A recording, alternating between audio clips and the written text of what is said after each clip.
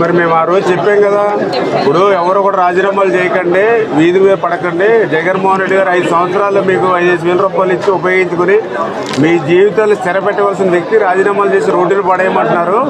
మళ్ళీ మేము వచ్చాక శాలరీలు పెంచుతాము, వ్యవస్థను కంటిన్యూ చేస్తామని చెప్పామా లేదా?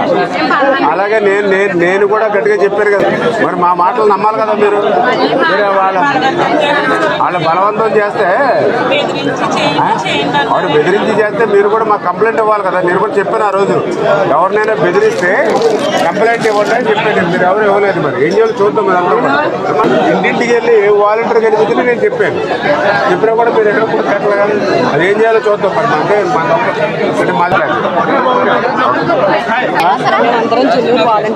ఇన్నూరా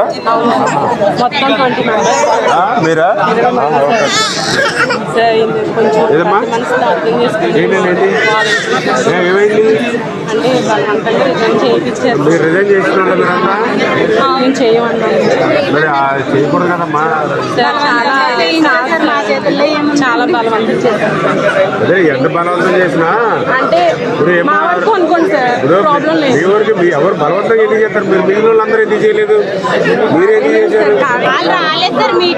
ఎలా కదమ్మా. ఇప్పుడు నాకు పాలకొల్లు నియోజకవర్గంలో 1600 మంది వాలంటీర్స్ ఉన్నారు. అందులో చేసిన నాకు తెలిసిందే 150-200 మంది చేశారు. మరి మిగిలిన వాళ్ళు చేయలేదు. మరి మీరేందుకు చేశారు? ప్రతి ఇంటికాడ కూడా వాలంటీర్ కనిపించడం వల్ల చెప్పండి. నేను మెసేజ్ ఇచ్చాం. ఇప్పుడు రాజీనామా చేసి వచ్చారు. ఇప్పుడు ఏం చెప్తాం మనం? ఇక ఆ రోజు మనం చెప్పాం కదా చాలా క్లియర్గా. ఇంటి దగ్గర దండం పెట్టి మరీ చెప్పారు, చెల్లెమ్మ మీరు రాజీనామా చేయకండి, రోడ్డు మీద పడకండి.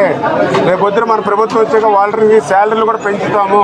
రేపు మళ్ళీ ఆ 10,000 రూపాయలు అందుకుని మా ఇంటికి వచ్చి అన్నయ్య మీ ప్రభుత్వం నాకు 10,000 వచ్చింది, సంతోషంగా ఓ స్వీట్ ప్యాకెట్ పట్టుకుని రావాలి మీరు అని నేను అంత క్లియర్గా అర్థమయ్యే విధంగా చెప్పాను ప్రతి ఇంటి దగ్గర. చూసారు కదా నా వాయిస్ కూడా విన్నారు కదా.